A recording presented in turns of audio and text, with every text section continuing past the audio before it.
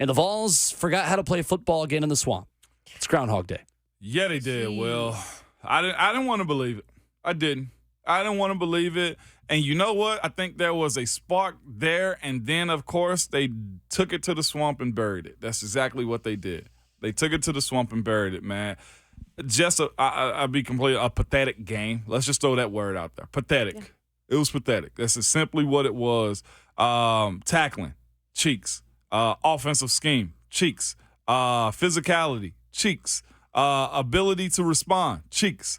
Everything about that trip down to Gainesville, well, and I'm sorry you had to go down there and witness it with your own eyes. You and me both. And not your television. It was absolutely horrendous is what it was. Yeah, I mean, I look back at some of the things last week that, we were doing to preview this game, and shame on me because I thought Billy Napier and his staff were the guys that would be not as prepared, right? Yeah. I just don't see that culture's been established yet, and rightfully so.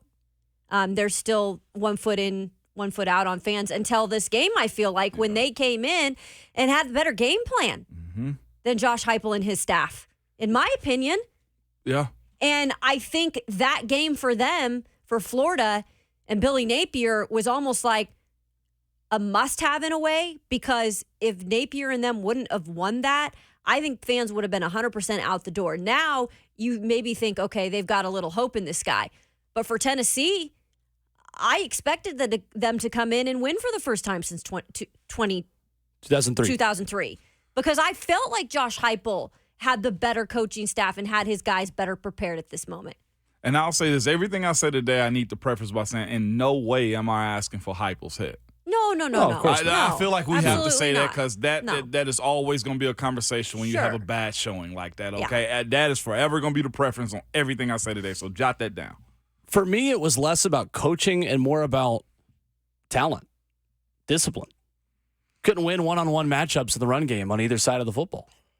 Tennessee was 5 against 5 on the offensive side of the ball, and they couldn't block Florida defensive linemen off the football. There are two big problems for me in this game. First of all, the fact that Georgia's getting pressure with 4 down linemen against a 6-man Tennessee protection consistently in this game. And now the book is out on how to beat Joe Milton. Play cover 2, keep your safeties deep, play one-on-one in the run game against Tennessee's offensive line, and trust that Tennessee's offensive line isn't as good as it was last year, and you can win one-on-one against them, which you weren't able to do last season, and you can devote more guys to stopping the pass down the field. To me, it's a simple strategy, but it comes down to the guys up front just got whipped. Yeah, they got their butts kicked all night on both sides of the football. And we said it all week. We said it all week that the team that ran the football better would win the game. I think our analysis was spot on last week. Tennessee just didn't hold up its end of the bargain. And that happens, right? I mean, it doesn't mean that Heupel isn't the guy. It doesn't mean that Joe Milton isn't the guy. We'll get more to that as the show goes on, too. But honestly, like, the fact that you can't block against 5 Florida defensive players with your 5 offensive linemen, that includes Javonte Spraggins, who you feel like is one of the best run blockers in the SEC, where was he in this game? Obsolete. The center guard triangle for Tennessee was wretched against Florida, and the pre-snap penalties hurt too. Back-to-back weeks with 10 penalties.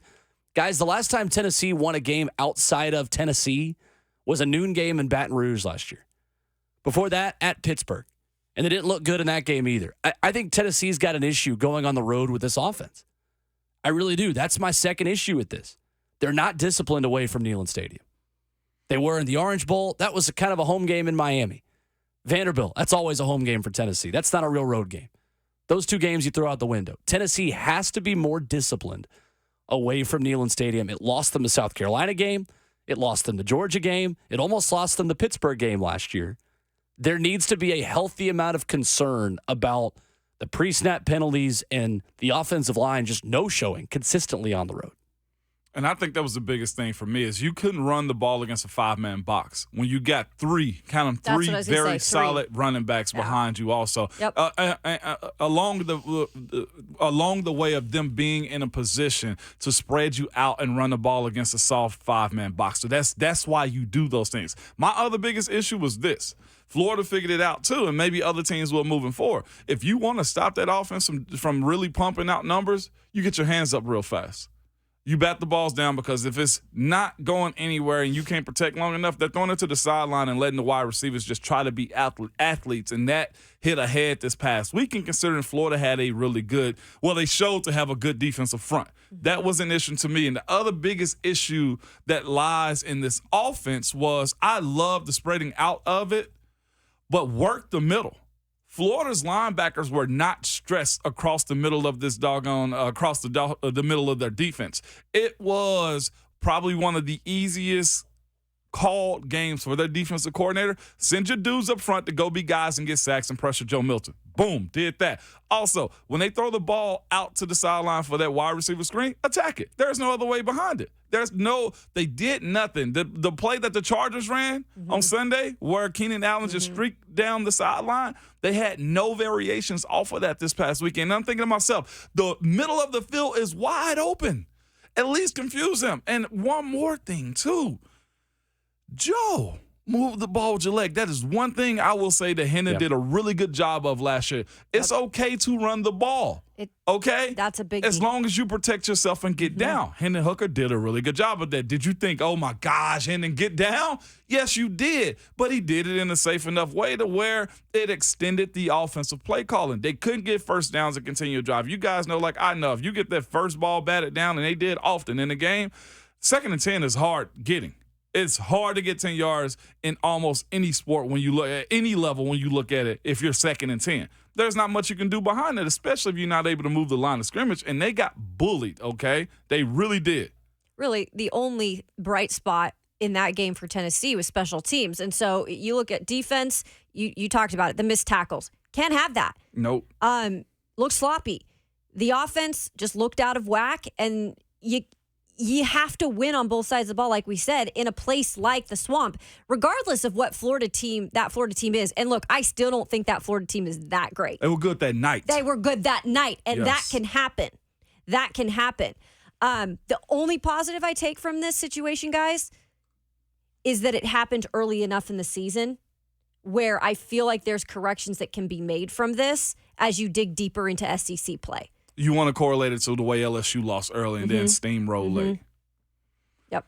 I can live in that world, but I choose not to. I'm with you. I'm riding in the passenger seat with you on that one. You guys are the Vols fans. I'm an outsider, I know, so. But I just look at it and I say to myself, there was zero from what I could tell. And I'm not in that room and, in those meetings Do you after not the trust fact. in Josh Heupel? No, I trust in Josh Heupel. My thing is the adjustments that needed to be made on the fly. Right. They attacked the defensive right side of the ball. Florida's offensive left side, time and time and time again. So we saw no real adjustments from that, and we saw no adjustments to the game plan as far as switching up the offense a little bit Which more. is Heupel. Or guys challenging themselves to be better too. It's one thing if you believe in the offense as a player, okay, I'm going to run it and go. I just got to win sometimes. It wasn't enough winning done either though, Kayla. Like, that's my biggest thing. Well, there wasn't enough winning that happened man to a man. Yeah, it was one-on-ones. It was the one-on-ones. Which Simple as that. I can believe in that offense. And the offense has shown that it's good. But to not win your one-on-ones, to not fight back, and if the defensive calls have been working and have been good for you, why did you not adjust to it as a player specifically? I knew they were telegraphing the run to the left side for Florida's offense. Didn't win enough one-on-ones and made too many mistakes pre-snap to put them behind the chains and make it even harder. I think for Joe Milton, he is far from the top of the list of things that are wrong with Tennessee this year. Far from it. But at the same time, he is not going off script to just make a play out of nothing the way Hendon Hooker did last season. And that's a very high bar. That's why I said all offseason, Tennessee is not going to get the same level of play at the quarterback position as it did from Hendon Hooker, which is not a conversation on Joe Milton. It's just the fact that you had a Heisman candidate. You had the guy that, if he stays healthy, is in New York. Should have still been in New York either way. So who else is going to raise their own level to make up for the drop-off you're going to have at the quarterback position? Joe Milton isn't getting the help that he needs from everyone else to raise the level of the entire team and the entire offense. That's why it has stayed stagnant. You're not as good at quarterback. Okay, well then who's going to be better around him? Nobody else is stepping up. Who does he need the help from the most? The offensive line at this point? Because you've got a room full of talented wide receivers. You got a three-headed monster as running backs. The OL. O-line's got to be way better. Yeah. Way better, or else he's got no shot to be half as good as Hooker was. And that's out of his control at that point.